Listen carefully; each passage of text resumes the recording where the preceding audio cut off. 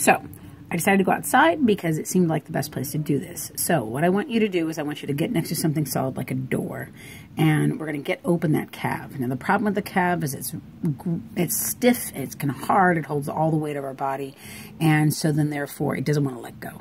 So what you're going to really have to do is get into that calf and just hold it straight. So I'm going to take the camera way down here. I'm going to put my calf, my foot up against the door. You can see my foot right there, right up against the door.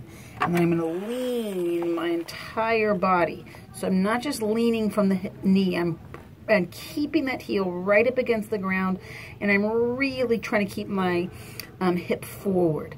I'm not just dropping my head forward, my knee is totally straight, my hip is dropped down, and I'm really trying to stretch that. So I'm going to hold this here for about 30 seconds, and then I'm going to bend my knee and get lower into my calf. When I bend my knee and get lower into my calf, I'm going to lower down into that ankle area. Then I can take my knee outside of center, in, and then to the midline of center. Back in, outside of center towards the hip. Again, my weight is forward, not just back. And in, and again, stretch that calf, push forward. You can see my back leg pushing me in, my hip drawing in. And then I can really get into that calf. Release it. Roll the ankle as best as you can. Get down into that big toe. Circle that big toe big. Roll to the big toe around. Keep that leg as straight as you can.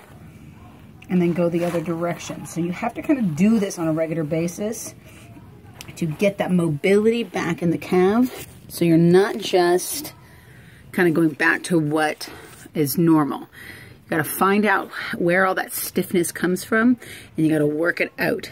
So again, heel on the ground, toe up the wall, body into the wall. It's gonna be all full and cranked in, and you're gonna feel like you may even feel like you're hurting yourself, but in reality what you're doing is really trying to just deeply opening that calf.